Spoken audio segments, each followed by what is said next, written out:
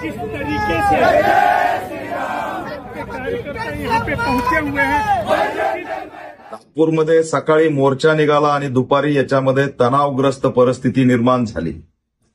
दोन गट आमने सामने आले, पोलिसांनी मध्यस्थी केली। त्यानंतर संध्याकाळी हा मोर्चा परत कसा काय निघाला, गुप्तचर यंत्रणा स्थानिकची काय करत होती। जर दुपारी चित्र स्पष्ट झालं होतं की दंगल घडणार आहे, मग संध्याकाळी या लोकांना एकत्र येण्याची परवानगी कुणी दिली। त्यामुळे हे सुनियोजित होतं। नागपूरच्या दंगलीचा मास्टरमाइंड अक्का कोण आहे हे आता महाराष्ट्रासमोर चित्र स्पष्ट झालेलं आहे।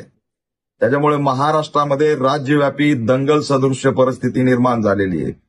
या दंगलीला काही दिवसापासून धार्मिक उन्माद, मतासाठी ध्रुवीकरण अशा पद्धतीचे विषारी विचार पेरण्याचं काम काही जणांनी केलं। त्यामुळे दंगल या ठिकाणी घडलेली दिसते। या दंगलीला सर्वस्वी ट्रिपल इंजन राज्य सरकार जबाबदार आहे। कुणालाही जबाबदारी झटकून चालणार नाही। मुळात लोकशाहीमध्ये, संविधानामध्ये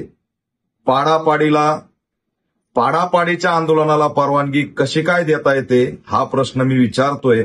आणि आम्ही काही दिवसापूर्वी भाकीत केलं होतं की महाराष्ट्राचा हे मणिपूर करायला निघालेत, त्याच दिशेने या ठिकाणी वाटचाल सुरू झालेली आहे। म्हणून या घटनेचा ऑल इंडिया पॅंथर सेना निषेध करत असून राज्यपालांनी तात्काळ दखल घेतली पाहिजे अशी सुद्धा मागणी करत आहे।